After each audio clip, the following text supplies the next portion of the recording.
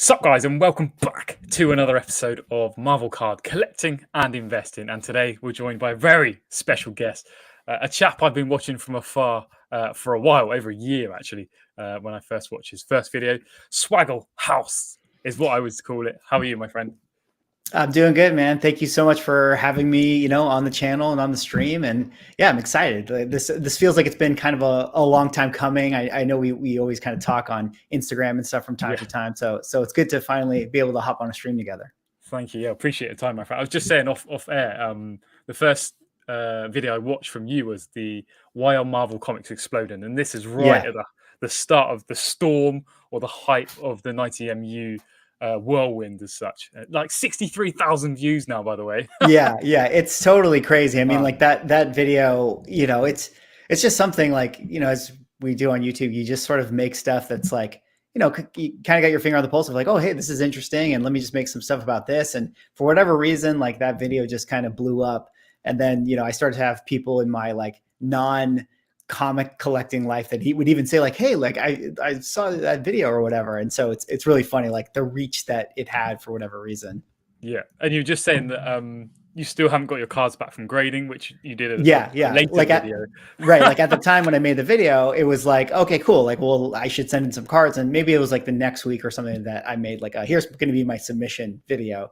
And yeah, those cards are still at PSA waiting to be graded. So I'm kind of looking based on like where it sits and like, you can kind of see where you sit in the queue. I think it's like, I'm probably like a month or two, I'd say 2 months at the most.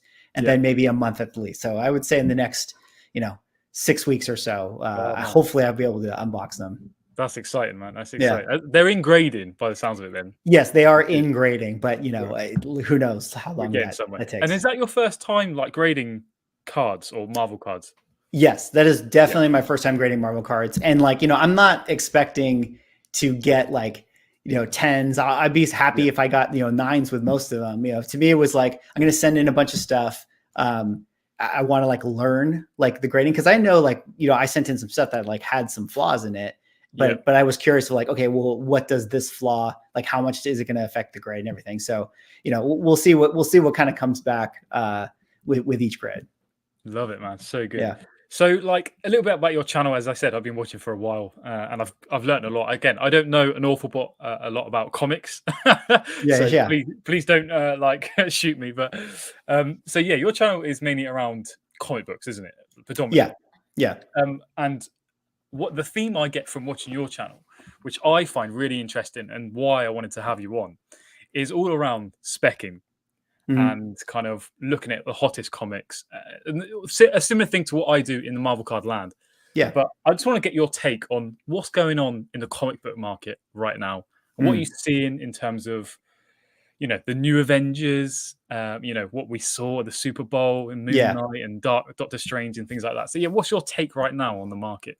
Yeah, it's interesting because I put out a video even to just today where I was talking about, some of the, like, we had these trailers during the Super Bowl. We had the Doctor Strange one, we had the Moon Knight one, and there's a lot of comic books that are kind of related to those trailers that have really blown up in the market as of late. And it was interesting because like about a year ago, like, I don't know like how much you've been watching like all the Disney properties and stuff, but a year ago we had WandaVision.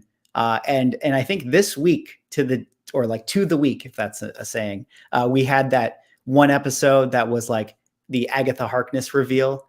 And I think that once we got that, at least in terms of the comic book market, like once we got that episode, like the floodgates of speculation and comic book speculation, like absolutely just like went off the charts. Like everything blew up.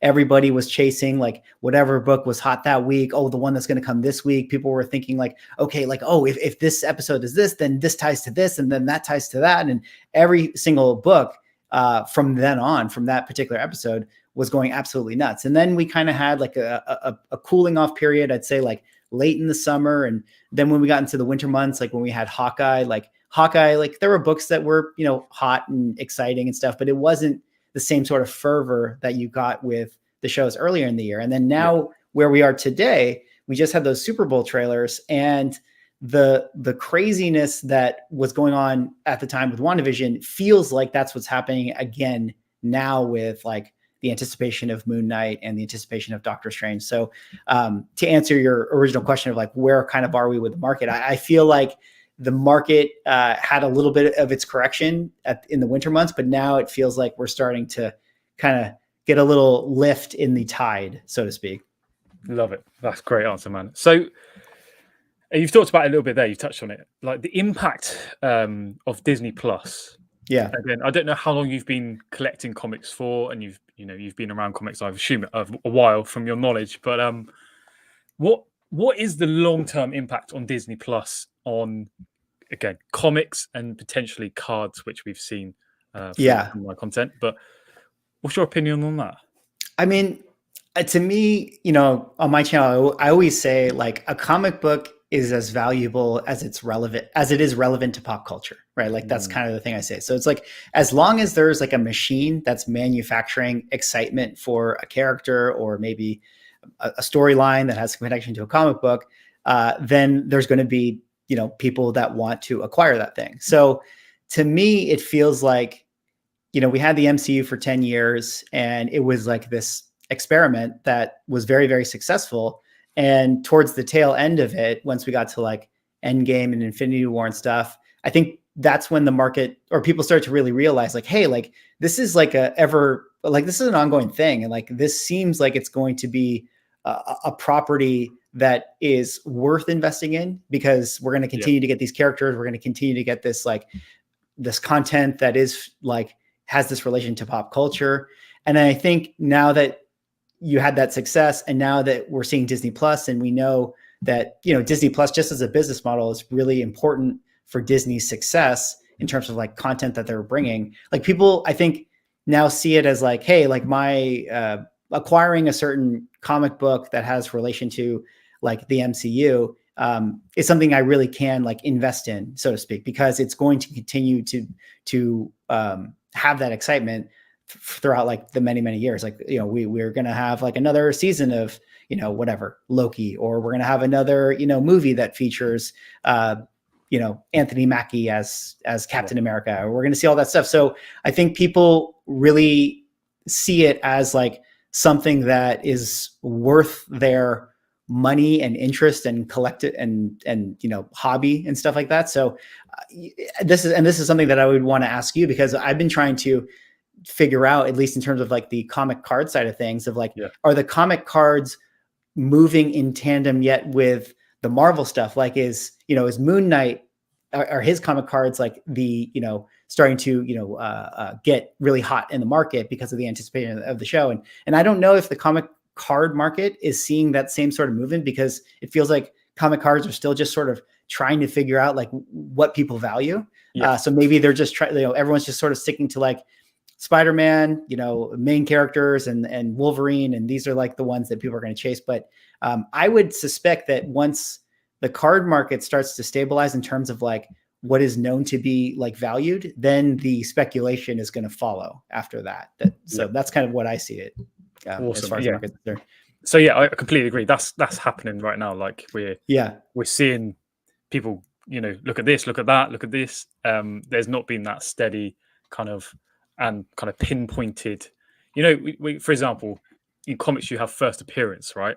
Right. And that's the comics that you're speculating on. Is that right? Yeah. Typically speaking, that would be the most valuable comic that people would get. Yes. Yeah. So in Marvel cards, kind of way, it's not necessarily the first appearance card at the moment. Right. It's like kind of what's scarce, what's low numbered, autographed. It's like really sporadic. So I think, as you said, when we get to a point where it's steady and we now know that, okay, the market has decided that this, for example, PMGs right now, are the cards to go after. And we've seen Marvel card prices reflect that in terms of the series, the movies, etc. So I guess what I want to bring you on is there a correlation between Marvel cards and comics? Is the big question. Yeah. Because I personally think that there really is. Yeah. I mean, I think that there is too. I mean, it's like I grew up probably like a lot of, like you, or maybe, people who are in the chat and watching and stuff, like those series 1 cards and like the series 2 stuff. Like I grew up, collecting all that stuff in tandem with collecting comic books. So I always really love cards, and I probably spend more time like, reading the comic cards than I did the actual comic books, because whatever, I'm 6 years old. Like, am I really reading the comic book? I'm kind of more flipping through the pages and stuff. So I needed to see those cards with like the stats on them to really like, give like really be invested in this thing beyond just that of the art. So like the cards were really important to me. And I think that, there's probably a lot of people who, I don't know how old you are, but like, for my age range, for my age range and the people around my age range, I think that there are people who have that nostalgia towards the cards. And I think, I definitely think there is a large portion of the comic collector side of things that are probably somewhat interested in the card market. And then similarly, I think there's probably a decent amount of people in the sports card market that are now starting to get interested in the Marvel card market a little bit. So I'd say between the two like hobbyists, that is going to create the Marvel card market, or there's going to be enough people that would sustain that Marvel card market. Yeah. Love it. Richard Clark, complete supply and demand economy at work on Marvel cards. Yes. Way less supply than demand, and prices are showing it. Yeah. I would agree. Neo's in the house. I know you know Neo quite well, right? Yeah. Neo's great. We did a stream talking about comic books, but Neo was great to come on the channel because, you're going to know he knows the sports card side of things. He knows the Marvel card side of things, and he knows comic books as well. So when we did our stream, it's always great to hear his perspective because he offers a little, different viewpoint. He does. Great viewpoint too, which is normally spot on. No, I was telling offline, just to everyone in the chat, I was saying to like, Gingy and Neo are like the two guys that I watch a lot just to keep tabs on what's going on with the Marvel card market. Because, I really enjoy it, and I, want to figure out what's going on, but like, it's like, I'm not on the front lines, so to speak, like you guys are. So it's good to be able to, watch your guys' videos and stay in touch with what's going on. Awesome. So on that point, have you been picking up any Marvel cards? Ask Marvel Man this. Any cards? And this is a big question too that I also had. I see comic matching, and you've talked about this a little bit in one of your videos. I can't remember which one, where collectors are going to want, the card matching their comics. Yeah. Graded. Obviously, CGC is the one we all want, but that might happen. I don't know. So yeah, anything you're picking up at the moment? Yeah, I mean, it's interesting because like I've been watching the PMG sales and things like that, and for me, like I have nostalgia for series 1, 2, and 3, and then a few of like the Marvel masterpieces like 94 and 95. Like I have some of those as well. So those are the ones that I would like to collect, and eventually would want to like slab more of them and get them to PSA. I'm probably not going to submit, like I have a submission that we talked about that's like still sitting there. And there's other cards that I have picked up, like some of the series 1 stuff that look like 10s to me that I'm waiting to send in to PSA once they open up, like whatever the lowest tier is going to be, because I'm going to be super conservative with with going into it, because like I just want them for my collection. Like I'm not really worried about flipping them. So to answer Marvel Madness's question, like I've been picking up stuff every now and again when I come across like a comic book store that does carry Marvel cards. I might buy like a couple of them that I'm interested in, but it's really just those first series that I'm personally like biased towards, that I'm most interested in. So do you think, based on that, and again, we'll talk about 90MU a little bit, the prices are holding fairly steady for PSA 10 in particular, obviously on certain characters in particular too, but like longer term, do you think that's, still viable, that it will hold that same amount of value? I mean, I don't really know. I mean, I think it depends on, I guess there's a few different factors. Like, I think there's always going to be a decent amount of people that would like them just for their collection. But what has the pop count become like since the explosion, say like a year ago when we were talking about, the explosion of those cards? And then is there a huge backlog of people like me who like, I have basically I don't know, 20, 25 cards that are like series 1 that are just sitting at PSA, like maybe there's a lot of other people that do as well. Can they sustain those prices? I mean, I don't know. I mean, nobody really knows. On the one hand, it's like maybe there's going to be an influx, but on the other hand, and shout outs to Neo. Neo has talked about this a lot, where it's like the PSA 10s, like it's not like every box you open is going to be like perfect 10s, like coming out of the of the box. So it feels like that market is always going to have, you know, some collectability in it. And if the card market sticks around, and like we always said with like the MCU and stuff, like it feels like people are just going to continue to be more excited about the cards. So I feel like maybe they can't sustain, but you know, again, who really knows? It's true. Who really knows? Yeah, The market. Richard Clark, Marvel really avoided the PSA collapse, and collectors learned to avoid base, degrade, and focus numbered and super short print editions. Yes, very true. Always great to listen to Marvel card content. I'm really trying to push to comic wording of first appearance and key cards. Those terms really cover both nicely for cards. Yeah, I would agree with that. Again, you know more than that in terms of the comic aspect.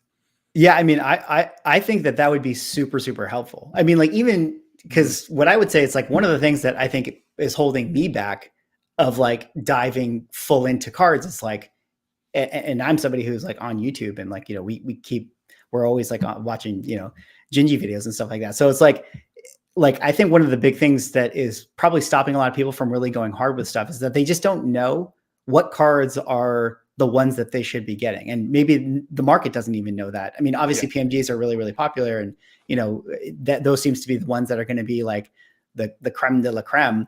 But outside of that, like, what are the other cards that people should be focusing on? And I think what Heroic is saying is like, if there were certain cards that were like, had these you know, these labels that were like, oh, this is a key card, or like, hey, this series is like the first appearance series or the rookie card series, that would be really helpful. And I'm not so versed in the sports card market, like as to like what sports cards also, you know, are the ones that people chase. I mean, I know that the rookie card is like the first appearance equivalent, but yeah, I don't know.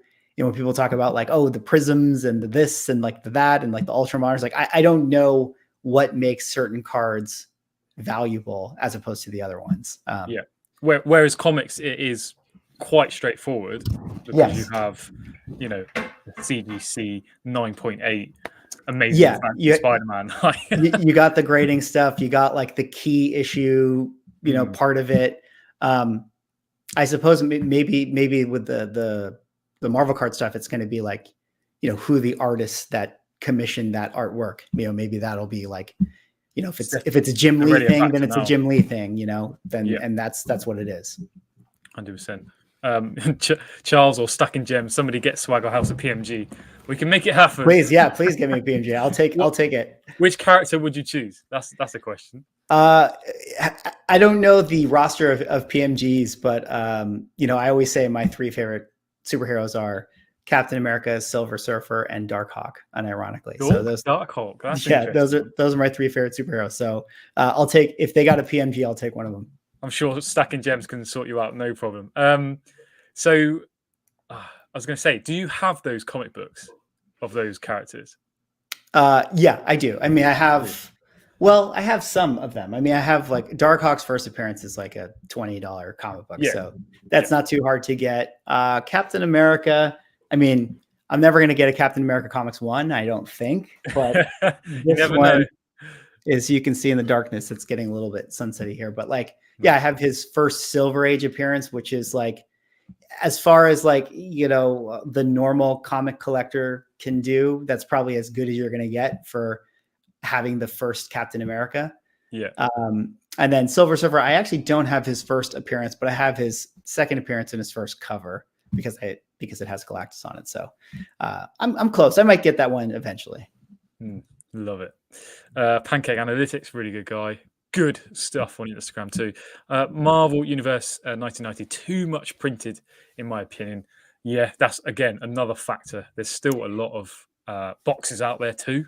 That's true. That's true.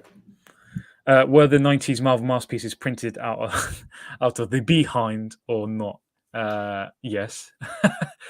92 again is a really tricky one. And I remember you opened some packs in 1993 Yeah, Marvel yeah, masterpieces. I almost cried because I heard the I sound know.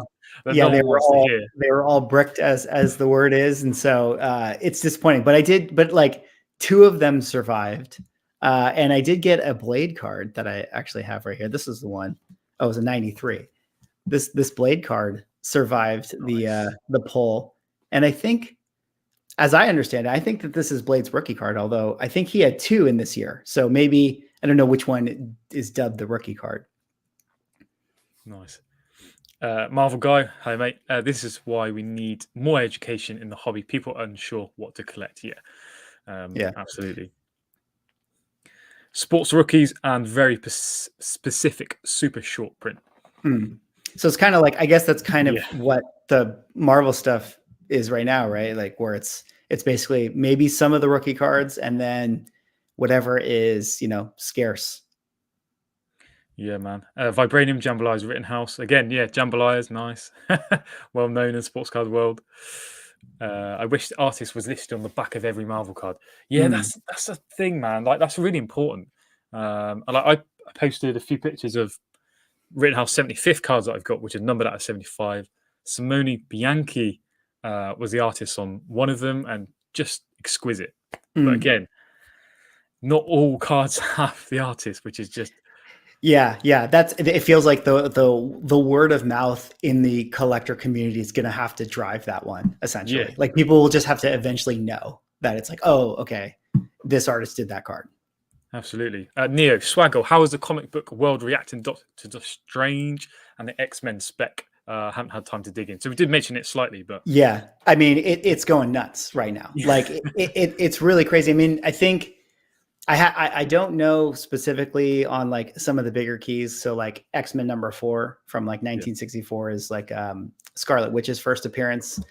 That book, I don't know if that had any specific sales after the trailer, but the ones that are all tangentially related to Doctor Strange and Moon Knight, like the first appearance of the Illuminati, which is we heard Professor X's voice in there, and there's now a lot of yes, conversation that the Illuminati is going to be in it. And it's been a rumor for a while, but like that comic overnight was in 9.8 was like 250 or something, or like yeah, $275. And I think there was a sale for 750 after the trailer. So, basically 4x'd overnight. And it seems like, now people are listing their 9.8s for like 8, 9, 100, 1,000, so who knows what the next high sale might be as a result yeah. of that.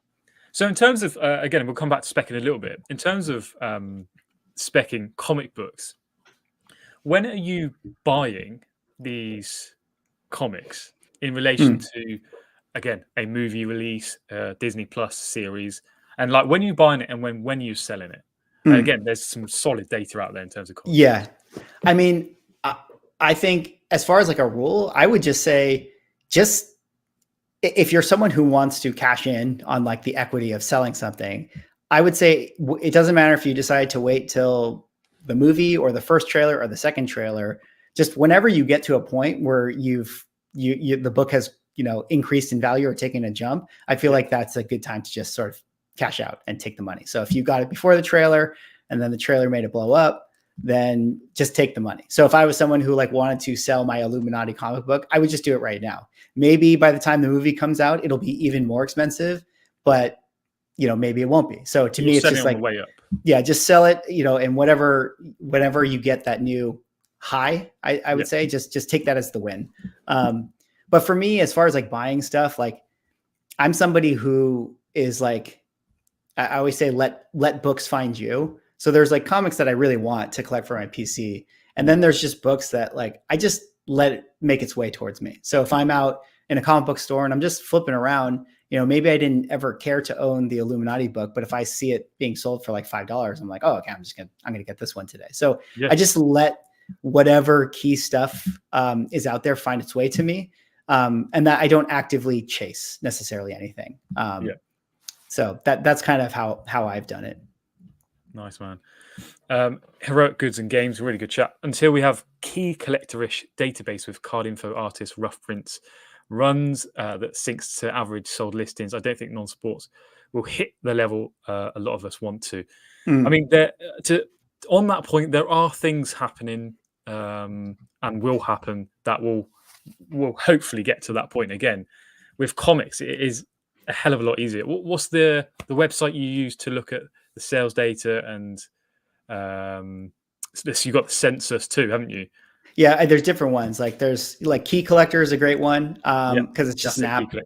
And then there's Go Collect is one that I use a lot that has, you know, census and values and things. And then there's another one called GPA Analysis, and that's another site that it probably does even a better version than Go Collect does, except that one is it's just looking at like spreadsheets on GPA, whereas Go Collect at least has like a picture of the comic, so it's a little, you know, a little easier to work with in that sense. But yeah, I think that's true, and it will be nice when there are like utilities and websites and stuff that can kind of like galvanize the community and stuff. I mean, it's great that we have like YouTube channels like yours for now, but like just having those extra tools would be really, really helpful. And I got to shout out Crow Kids, because last night I was on their Whatnot sale, and he was selling some Marvel comic book cards. So I was picking his brain a little bit nice. while he was doing it.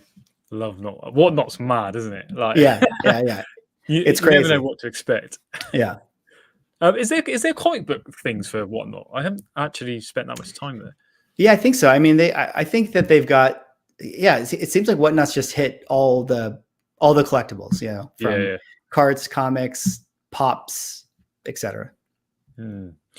So graded 1996 Marvel Masterpieces are going to be the Grails. Do you know much about 1996 Marvel Masterpieces? Those ones I don't. Yeah. What's their story? Well, they're very, very nice cards, highly regarded in the Marvel card world, and believed to be shorter prints. Again, I can't give you the exact figures on that. Yeah. And one of the most important things is the artwork is just another level. I think everyone in the house here would agree. Like Boris and Julie Bell. Vallejo, sorry, did some just stunning artwork. Yeah, if you ever get a chance to have a look at them. Okay. Yeah, incredible. I mean, that might make sense. I mean, because I think that window, you know, if you just step back and think about like what the collecting / comic industry was at the time, like, you know, 96, 97, 98 through like 2005 were some like, you know, kind of more dark years for comics in general. So it would make sense if those the cards that came out at that time were, you know, just there's just less out there because they just, you know, the comic market was not what it was. And again, they're old cards. Yeah. Oh, yeah, for sure. 90s. That's a long time ago. That makes me feel old. But Stacking Gems, lots of first appearances in 1987 Marvel Universe Series 1s. Yeah, She-Hulk, Moon Knight. Yeah, people. Yeah. We talked about this before, Stacking, like about first appearances and the kind of vintage stuff, I would put it as, I guess. Yeah. Do people like that set? I mean, I feel like that set, when it comes to like, I love Silver Age comic books and stuff, and I have a lot of I admire the old school art, but when I look at those cards, I'm just like, they're just so basic, you know? So do you think that would ever hurt it, like the aesthetics, or do people still value it? To a degree, yes. Again, aesthetics is very, very important, but I think something that old, and in particular, we're talking about grading these, is going to be super important. So right. I think that, they're going to have their time, in my personal opinion. Yes and no. First appearances aren't. A chat was asking about rookie cards and first appearances. So first appearances just aren't always worth the same like sports rookies because of print runs and desirability. Yeah, I would agree. That's why I like the word key, because it isn't the norm that a first appearance is the most desirable card of the character.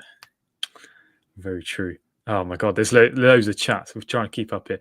That's good. Richard, numbered Emerald, Ruby, and Diamond 2014 Rittenhouse is getting unattainable. Yes. I need an X-Men 4 so bad, says Neo. Yeah, Neo's been talking about that one as maybe the next big book you want to pick up. And again, like your thoughts on X-Men and the impact on comics and cards when that eventually happens in terms of the MCU.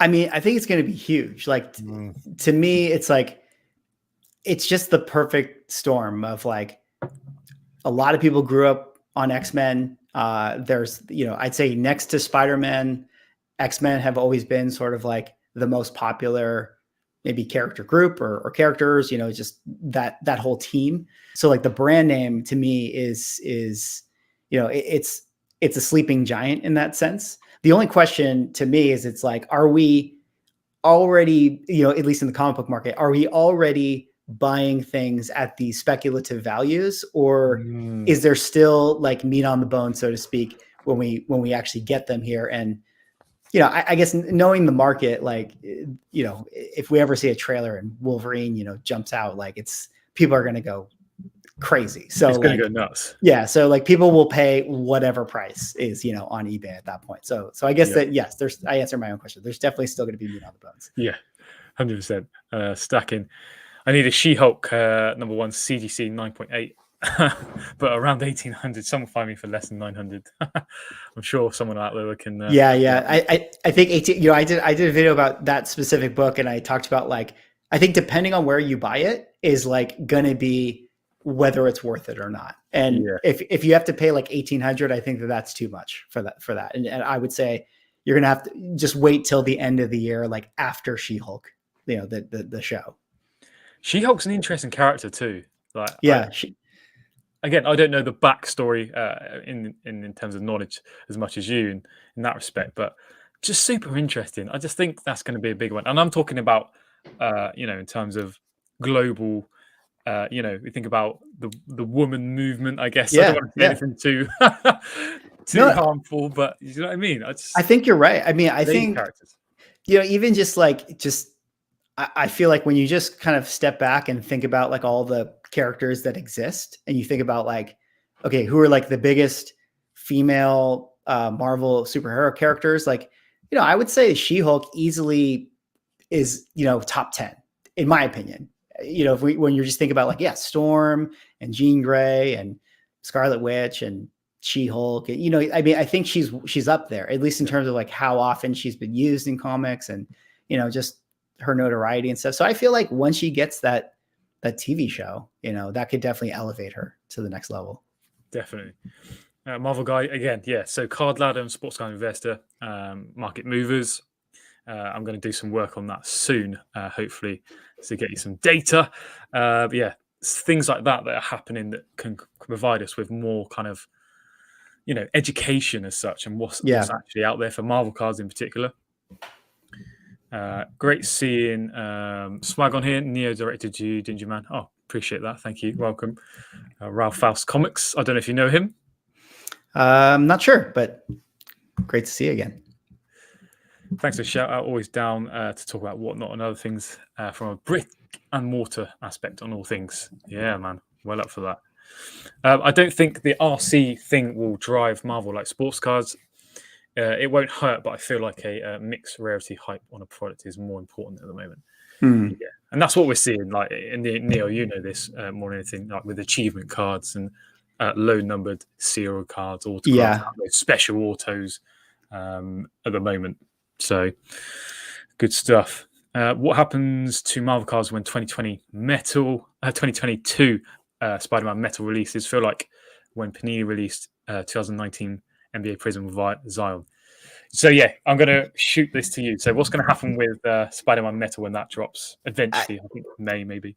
Yeah, I mean, I don't really know, but like I think if the thing that I think is always interesting about like when you have the perfect storm of like, okay, there's a lot of like grassroots conversation about like, oh, like Marvel cards and everything. Everyone's starting to slowly learn, and they like hear it, and they're like, hey, what's this thing going on over here? Marvel cards, and they start to learn about it, and everything starts to get exciting, and the market goes crazy. And then you introduce like, here's the new set.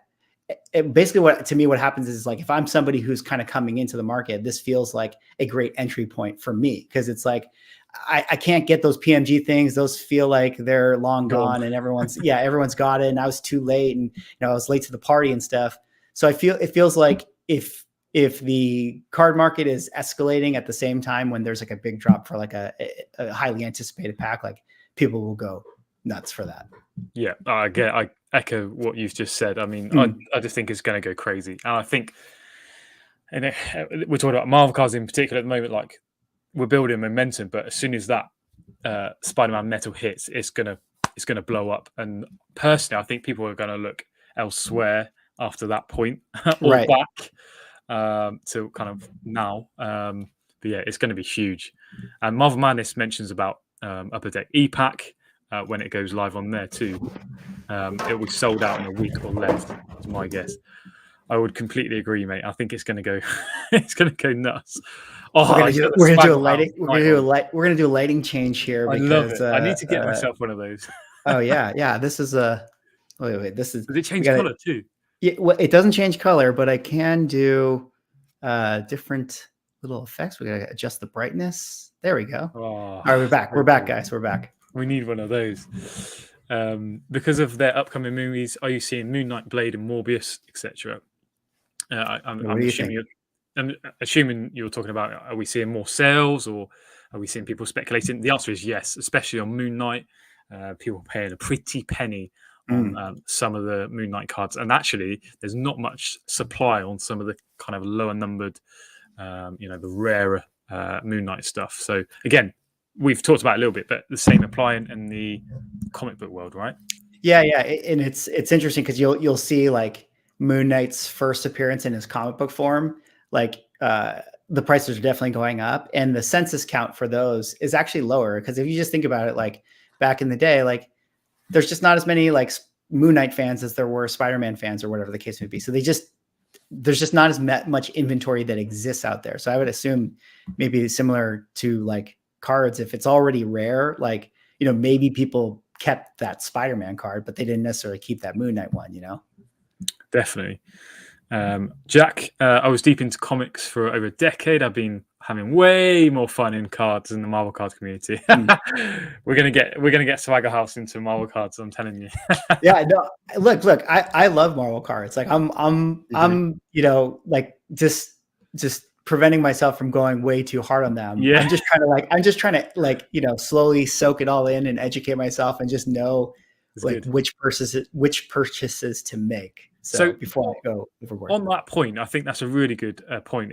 And you talked about this in a couple of your videos, is around FOMO and kind of what's your kind of best tips for that? Because it can seem tough at times, and again, the same applies in both markets. Like they're the same. Yeah. I mean, any tips?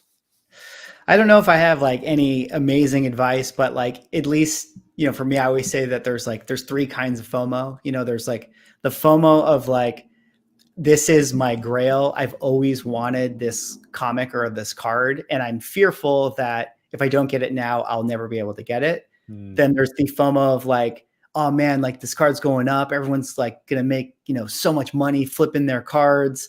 I wish, I want to flip this card too and cash in. And then there's the FOMO of like, oh, everybody's buying this, everybody's like a part of the club. Everyone's like, having a party with this card, and I want to be in that party too, or I want to be in the club. And I would just say, like, if you're getting FOMO on the other two ones and not the one that it's like, I've just always wanted this is like my holy grail. Like that's the type of FOMO you got to like check as much as possible. Sometimes FOMO I think can be a good thing. Like if FOMO is like, hey, now is the time. This is the time to get this thing, and it's something I always really wanted, then that's the type of FOMO you can use to like target you to what collectible you want to get. But the other two FOMO, I say like just try to ignore those ones. Yeah. Roughhouse, are the Marvel Universe Series 1 high grade pop counts more or less than you guys would have guessed on now? So I'm assuming you talk about 90MU. It's over 10,000 in terms of PSA population report right now. And a fair how many of those are the 10s? I can't remember off the top of my head. It's a large percentage. We've seen like the 9s are slightly less, so the 10s are kind of running ahead, which is interesting. It wasn't at first because obviously lots of comic book guys, sports cars guys sending in stuff and not really knowing too much about grading. But I think over time we've seen people with a good eye get those PSA 10s, which is interesting. The FOMO is what makes it difficult to sell some of our Marvel cards. We aren't sure when we'll be able to get it back. Yeah, that's an interesting one, because I feel like, and again, please correct me if I'm wrong, if you were to sell a comic book now, would you be able to get that back in 3 months' time? It depends on which one, for sure. Obviously, yeah. Yeah, but like Neo has a great way of putting this, and I'm going to butcher it, but maybe you can write in the chat, Neo. But he has the expression of like, you can always buy it back, or they'll always let you buy it back, which is basically his way of saying like, hey, like don't feel like if you sell this comic book now, like, or this card now, there will never in your life be another time for you to reacquire it. Like there's no, as he put it, there's no like card police that are saying, oh no, you already sold this card, you are not allowed to buy it back. There's no one that's going to stop you from doing that. So if you're someone out there, who is afraid that you're never going to be able to get the card back, I mean, I don't know, maybe the PMGs are going to be something that'll be hard to acquire again one day, depending on the census. But it feels like some of these other ones, like there will be times where you'll be able to find it. Yeah. And that brings me on to kind of grading, and especially like in the comic book world, you've got CGC. How important is grading in the comic book world? That's like, I've always wondered. Like, obviously, I see you get raw comic books and you get them pressed and cleaned, etc. So how important is it? I mean, I think grading is extremely important if you're someone who wants to get, the proper value for that comic book that you're going to be selling. I'm someone, it's like, I have some graded comic books, but I buy raw comic books all the time because they're just cheaper. Like, I mean, just like in cards and stuff, like, right. If you buy the raw card versus the graded card, it's always going to be cheaper. But if you're someone who wants to, be serious about like getting all the money and all the value out of the cards that you're going to be selling, or the comics that you're going to be selling, then graded is for sure the way to go. And CGC is like the PSA. It's just the one that is the brand that people value the most. And so that's kind of why most people send to CGC. Yeah. Love it. My man, don't make an e-pack account. I think that's the best advice you can get from today. Should I even take it a step further and not even Google what e-pack is? Don't do it, my friend. Okay. All right. It's you're playing with fire. Neo 90MU was printed into the ground, correct? PSA 10s are still tough. Yeah, they are. And again, you know that better than anyone. You've sent some cards and you've seen the centering, card printing issues and things like that. It is still tough. Absolutely. Yeah. Pop is 34% on Gem Mint PSA 1990MU. Wow. It's funny. So does that sound high to you? Because it's like, okay, so if you said that there were 10,000, let's say, and then there's 3,400 that are PSA 10s, is that a lot? I mean, no. Like, and I'm thinking about this from a sports card world perspective now. Like, that's nothing. And again, Pokemon too. Like, that again is nothing. And some of the prices are still holding steady. So the answer is, it's not huge. Yeah. I mean, I guess it's not huge depending on, how much is the Marvel card market going to grow? Essentially. Correct. Exactly. Yeah. Another new sub here. Welcome. Thank you. I've hit 1,000 subscribers today. Hey, congratulations. That's huge. We're having a mini party with Yeah. No, that's awesome. So yeah, that's great. Grading. I love grading. So I wanted to go on to the future of comics and Marvel cards. And again, I don't know if NFTs are going to come into your mind, but we can talk about NFTs. Yeah, I actually it probably will go this way, but yeah, continue. Sorry. No, go for it. Yeah, just wanted to get your thoughts on the future, collectibles in general. Where are we seeing this all going? Yeah, I don't know. I mean, who knows what the future has in store?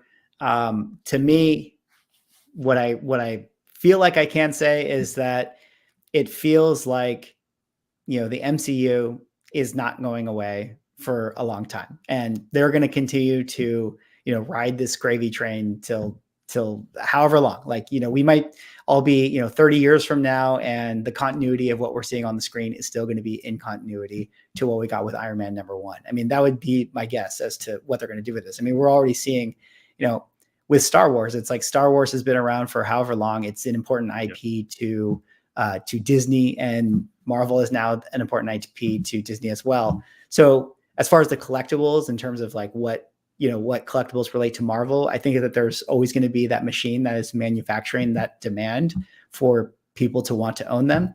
So my thought is that, comics, cards, pops, whatever the case may be, are going to retain some value because there's going to be people who are continuing to be fans of Spider-Man and Captain America and Hulk, etc. But will the 5-year-old now who comes of age 20 years from now be interested in collecting, the physical comic book or the physical sports card? That is the big question. I don't know. I mean, I think there's going to be some subset of people that do want that, but yeah, maybe that 25-year-old in 2040 is going to be more interested in owning the NFT. And that's really the question that, who really knows. But, hopefully I'm still alive in 20 years, and I'll probably still be wanting to get, an AF-15 or something like that. So I feel like there's always going to be someone my age who still is going to want to own, one of these comic books behind my head. So there's that as well. 100%. I love it. So, I mean, I would agree with all of that. The other thing I've been toying around with is VV and the comic book NFTs. Yeah. And I wanted to get your thoughts on that. I don't know if you've dabbled with that. I've been buying some of them just purely to understand more about NFTs, and also to actually read the comics digitally. Yeah. I've bought some first appearance comic books of some key characters because I thought, just give it a go. Yeah, thoughts on that? Yeah. I mean, I'm kind of where you are with it, where it's like I've dabbled in it and picked up some things just because it's like I want to learn, I want to like keep tabs on what's going on here, and I think that there are certain NFTs that the ones that I got, I made the decision of like, okay, I'm going to get this Amazing Spider-Man #1 comic book because it's probably a comic book that I'll never be able to actually get, or at least I don't have plans on getting this, in real life anytime soon.